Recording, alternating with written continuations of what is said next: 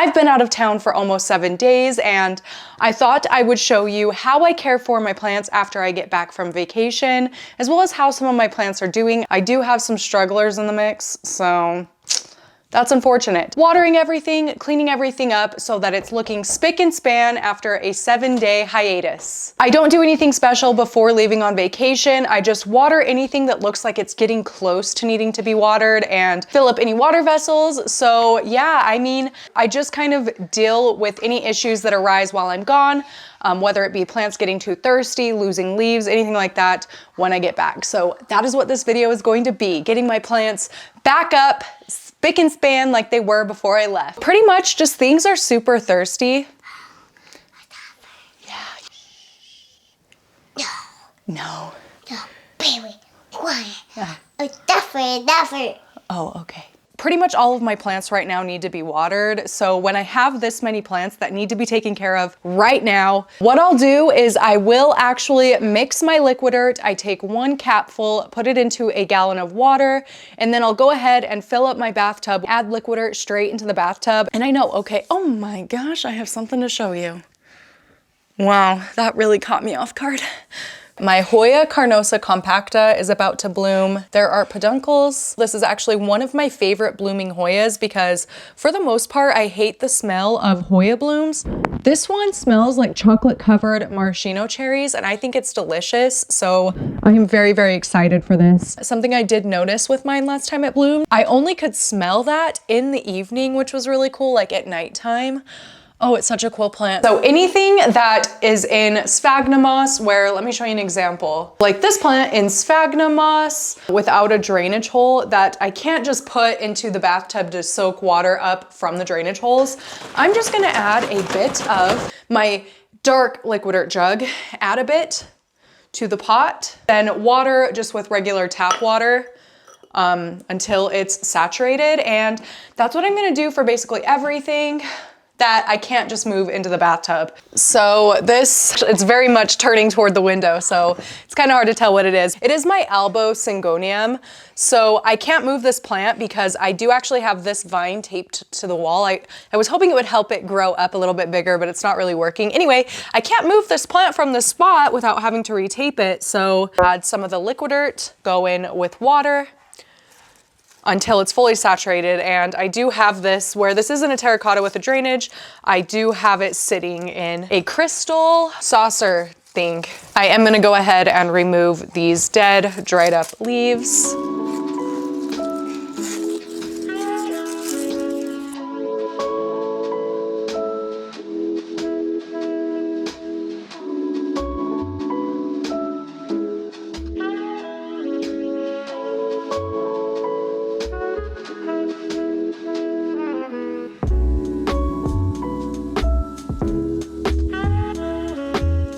And then as plants are well enough watered, I will bring their cover pots or saucers back into the bathroom and rotate those plants out. And I'll move other plants in that need watered. Would you look at this gorgeous new leaf?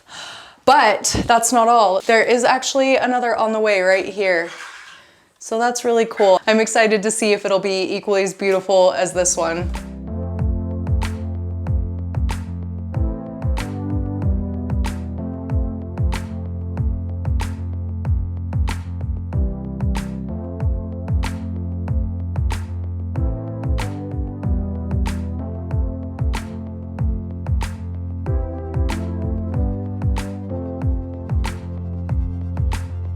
Okay, so this is a little bit of a sneak peek from a video that's gonna come out in a couple of months, how to easily propagate ZZ plants. This in particular is a ZZ chameleon, a chameleon ZZ, I think is what it's called, but we are at the stage where they formed their little rhizome thing. Some of them are starting to put out roots. Yeah, it's been about a month now. It's been really cool to see the progress, so stay tuned for that video. I'm really excited about it. I have a lot of stuff like this in the works. I just thought I'd give you a little sneak peek, and I'm excited to share how I did this easily and fairly quickly, relatively quickly for a ZZ.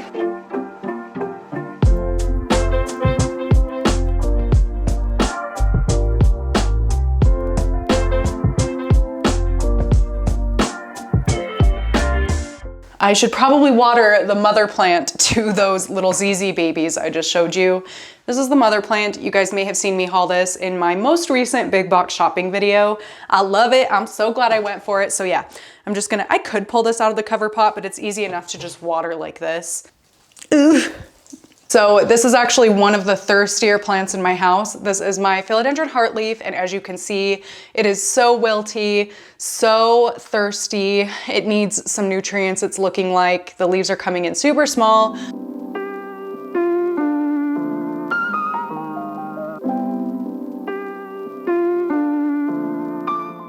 Okay, another cool little well, I think it's cool. I think it's cool. Let me know if you think it's cool. Is this anthurium, which again, in one of my recent vlogs, you saw me chop up all the roots and stick it in here. Here is where we're at. So it is rooting very, very well. Pretty quickly, actually, a lot more quickly than I was anticipating it would. Water containers are something I just fill up as much as I can. So like, I think I filled it up to like about here before I left. My house is really dry, so it's gone down to here. Anyway, I did put some Osmocote little things in here to give it nutrients. So all I have to do is add regular water. If I don't add the Osmocote things to propagations that have roots formed or just plants I'm keeping in water, I will go ahead and water it with a little bit of liquid dirt. But again, it's not necessary because I have these little granules in here. I do think this is a very cool way to display plants because not only is like the foliage cool of a plant, but this way you can also enjoy the roots. That's so cool, which I think are almost cooler than the actual like plant leaves. Do you agree? Do you agree or disagree?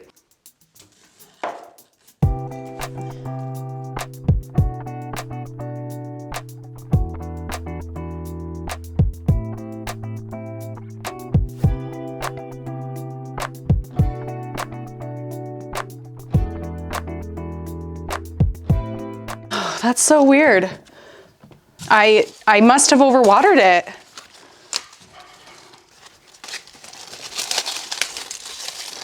Uh-oh, that's like completely rotted. The other sections seem okay, it's just this one that's struggling. Oh my gosh, I'm actually really, really sad about that because before it was just like the perfect shaped plant.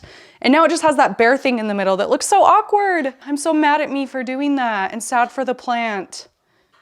Gosh dang it, that looks not great. But while we're here, on a more positive note, my Monstera obliqua baby that I just decided to move onto Ryan's nightstand put out a new leaf while we were gone, and it does have a little hole in it, so that's really exciting. I'm very much looking forward to see how this does.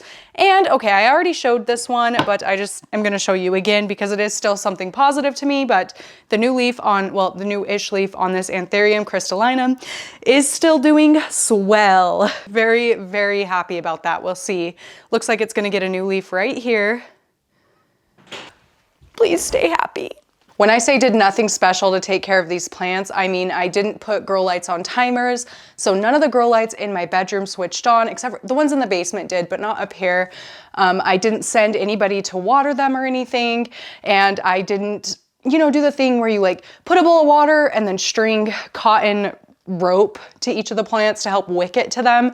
Didn't do any of that. So really no special care at all to go on vacation. If you're going on a vacation for maybe more than 7 days, I would take precautions and measures to make sure my plants stay happy. I would consider having somebody come house sit for me, water my plants if they seemed like really sad and droopy. It takes a lot for me to like ask somebody to do that, so I just don't.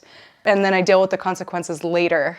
But on small trips like this, it's usually just droopiness and a few dead leaves, which leaves die anyway. It's not a big deal. As long as it's just like one here, one there. If it's like the whole plant, like this one, then yes, clearly something is wrong there and I need to do something different.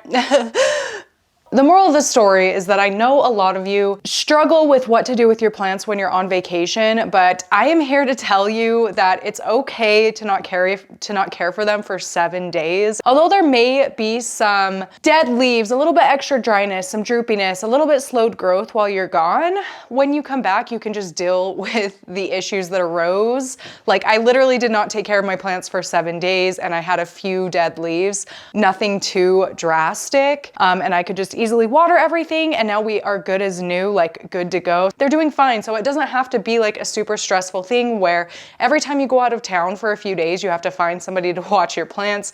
There may be some plants that are worth doing that for, you know, the extra finicky ones, but not all plants need that. Fortunately, otherwise I would not be able to have plants because guess what? As much as I love plants, if I had to choose between like traveling and keeping plants, I would travel and not have a single plant in my house, hands down. It's just helpful when I remind myself that it's okay to not take care of your plants for some days. And it's okay for things to lose leaves while you're out enjoying your life, so long as you come back in time to, you know, deal with the issues and you're not like killing plants and stuff. So it's okay. Anything under 7 days, you're most likely fine. That's just my opinion though. I'm sure some would disagree with me. Someone always does. I know this was a very quick video, but I hope that it gave you some insight onto traveling with plants and like my own personal perspective on things with the plants. As you can see, my plants are doing just fine, even though it was 7 days. I've even gone on 10-day trips and not had any issues with my plants. In the winter, I will say I can't travel as many days because with the heater running, it's like -6 degrees where I live.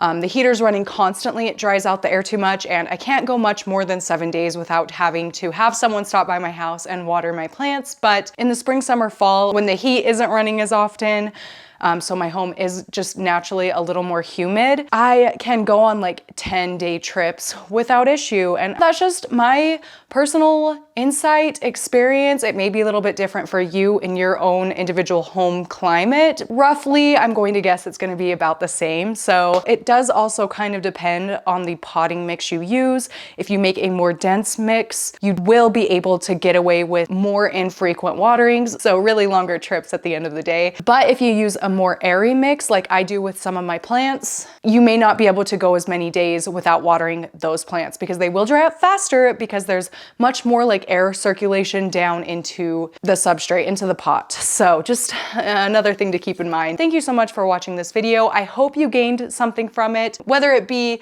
relaxing at the thought of going on trips while you own houseplants, or you learned something, I don't know, just something, okay? And I really appreciate you being here and watching to the end. And I will see you in my next one.